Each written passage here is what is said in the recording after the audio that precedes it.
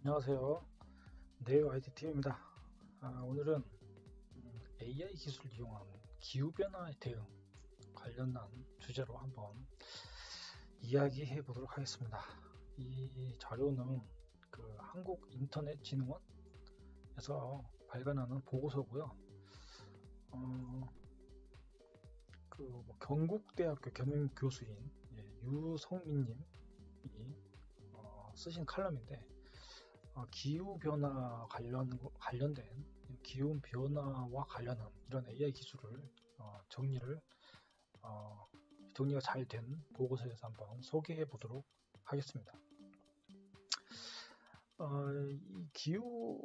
이 앞으로 저탄소 이게 지금 전 세계적인 사실 이슈죠. 저탄소 어떤 정책을 쓰지 않으면 앞으로 미래에 많은 국가가 굉장한 페널티를 받게 됩니다. 그래서 이러한 거에 대응을 하기 위해서는 AI 기술이 최근 많이 적용되고 있고요.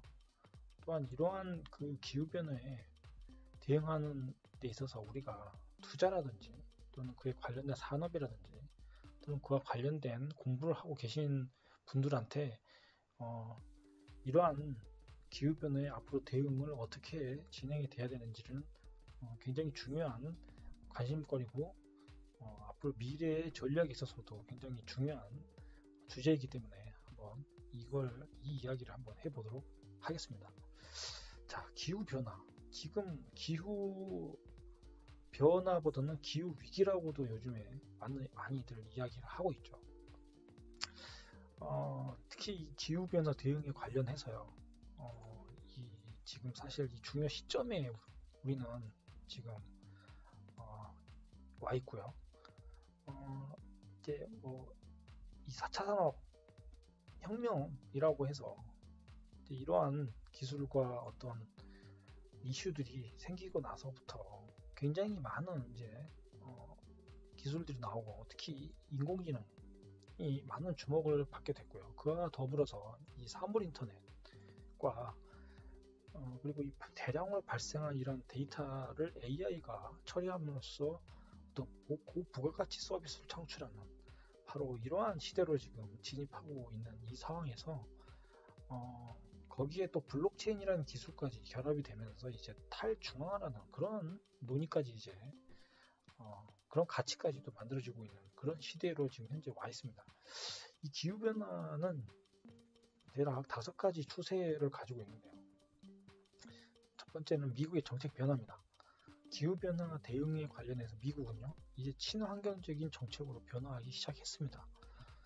두 번째는 파리 기후협약인데요.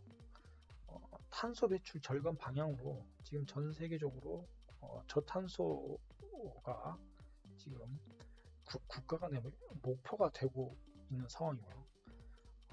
그 다음에 이제 이 RE100이라고 해서 이제 생산 활동에 활용된 모든 전력을 신재생 에너지로 바꾸자라는 그러한 협약이 있습니다. 그래서 이러한 협약에 가입되어 있는 기업이나 국가들이 점점 늘어나고 있는 추세고요. 그리고 이제 최근에 많이들 등장하는 ESG, 그래서 기업의 기후 변화에 대응해서 어떤 사회적 책임과 역할 이런 부분에 대해서 굉장히 중요한 그러한 이제 어떤 활동으로 이제 ESG라는 그러한 이름으로 이제 또 많이들 이야기를 하고 있고요. 그리고 또 이제 그린 뉴딜로 국내에서는 이제 기후 변화에 대응해서 이 국가적으로 이를 지원하는 어떤 정책을 지금 추진하고 있는 상황이죠. 그래서 전 세계적으로 이런 기후 변화에 관련된 이 5가지의 이 추세만 보더라도 미래에 이런 기후 변화에 대응해서 많은 기업들과 개인들과 국가가 변화하지 않으면 이제 아주 뒤처지게 되고요. 많은 페널티를 받게 돼서 어떻게 보면 생존에도 이제 큰 위기가 닥치는 바로 그러한 일들이 벌어질 거라고 예상이 되고 있고요. 이런 기후 변화가 최근에는 이제 환경 정책 변화 정책에 관련해서 이제 우호적으로 이제 변하고 있다는 점이죠. 그래서 미국의 이제 바이든 정부가 들어서면서 이제 친환경 이쪽으로 이제 바뀌어가고 있고요. 이 저탄소 녹색 시설 기반의 무려 2조 달러를 지금 투자하겠다. 지금 이렇게 또 얘기를 하고 있고요. 또 모든 그 관용차를 갖다가 전기차로 바꾸겠다라고도 또 공약을 내세웠습니다. 그리고 파리 기후 협약에 이제 복귀하겠다. 이렇게 또 얘기를 했죠. 그다음에 이제 파리 기후 협약이 이제 시행되고 있는데요. 지금 이 가입국들은요, 이 탄소 배출량을 절감을 해야 됩니다. 특히 한국은 2030년까지 24%를 감축 목표로 세웠고요. 이러한 목표를 지금 달성하기 위해서 지금 모든 기업이 이 탄소 배출량을 맞춰야 됩니다. 그래서 지금 신재생 에너지라든지 또는 이 탄소 배출을 맞추지 않으면 이제 굉장히 페널티를 받게 되는 거죠.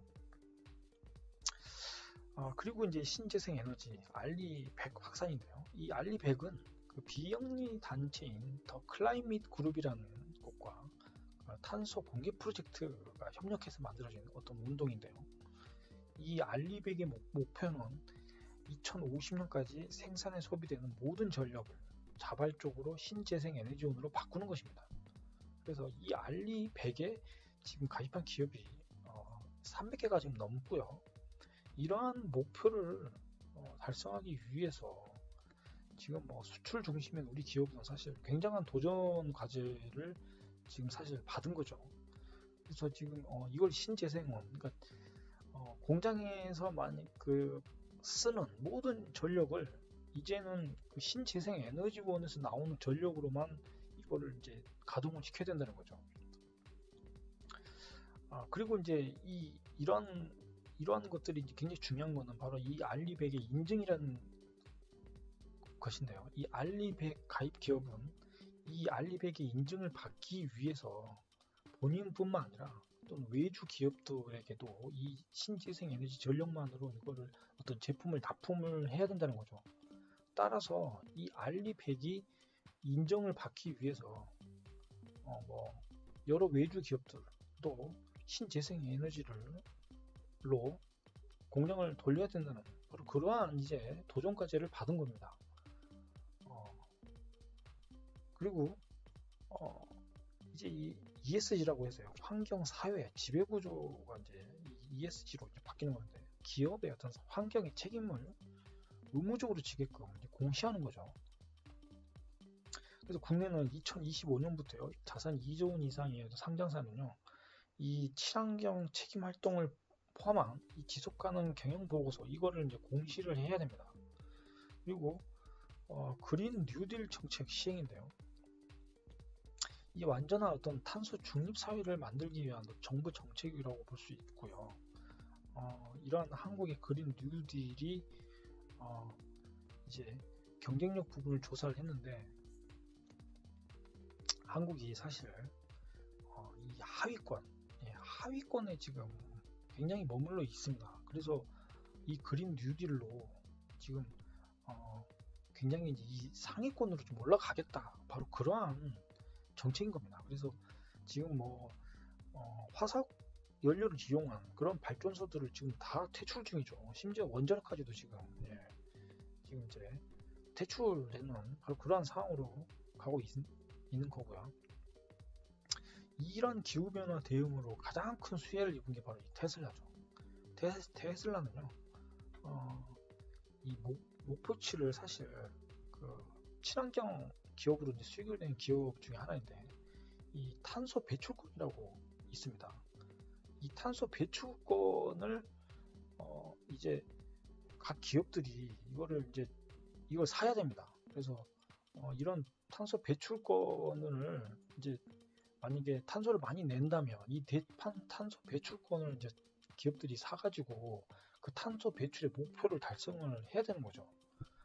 그래서 이러한 그 탄소 배출권을 테슬라는요, 이거를 자기들의 목표치를 이미 상회하고요, 남은 탄소 배출권을 다른 자동차 회사들한테 이제 팔고 있는 그런 상황이에요. 그래서 무려 이걸 5년간 판매한 게 약 4조 원에 이른다고 하고요.